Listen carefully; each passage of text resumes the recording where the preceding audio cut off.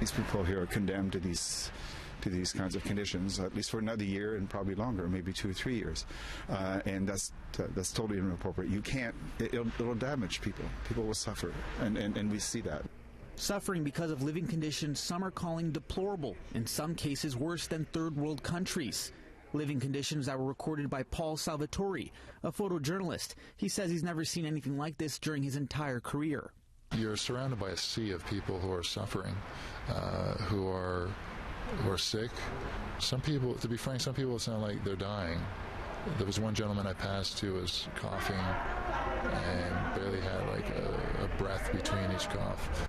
He managed to get in, no questions asked, and wasn't too sure what he'd discover. He says this experience changed his life. I mean, it's ironic.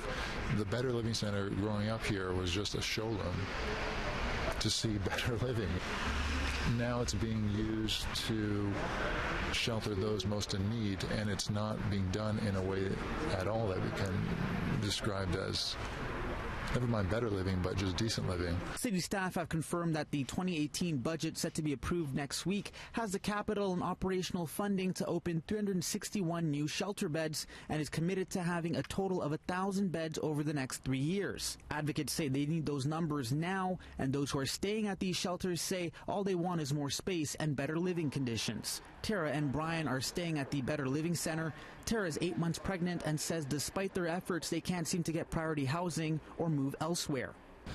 Constantly have to worry about somebody falling on me, hitting my stomach, and even the needles that are left around. I have to worry about stepping on them and getting AIDS, Hep C, whatever. Have you spoke to staff? Have you? Yes, yeah. What do they say? So much it's about. Yeah, they're trying to get us like another shelter that's more suitable for us. Okay, so how about a cover pick up? After hearing their story during our interview, Hiru decided he was going to step in and get them to another shelter, especially after hearing a fight broke out earlier that morning. Witnesses say it was a scary scene because of the tension and overcrowding. Even the cops were called in. In the meantime, we went to go see Councillor Wong Tam to show her some of these images and share some of these stories. So yeah, no, it doesn't make me feel good. It actually makes me feel somewhat ashamed that we could do better. And these are not new conditions, but they have gotten a lot worse recently. You know, does the city care when it comes to these shelters? Because if we know about these problems, why are we still seeing them? I do think that the city cares, and I think that city staff are working really hard on the front lines. This is not an easy situation for them, but they're working with the resources that they have.